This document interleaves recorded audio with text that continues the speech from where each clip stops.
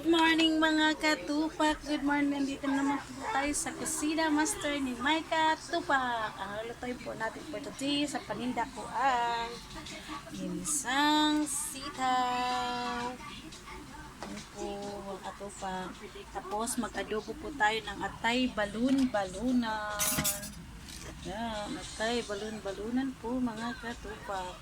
Ito po, i-prepare na po natin yung mga ingredients natin. Bawang, sibuyas, paminta, laurel, tuyo, suka, namimitas lang ha. Tsaka may itlog po yan. Ayan, naglalaga po ako ng itlog. Oh, maghihiwa po muna tayo mga katupak ha ng ating ingredient. Watch me. Okay, ito po, hihiwain po muna natin may katupak. Mga katupak kayo po, ano po, ulamin dyan.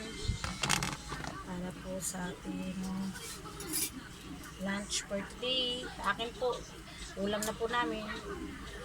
Paninda pa po. Para, yun na po mami, diba? Lugi.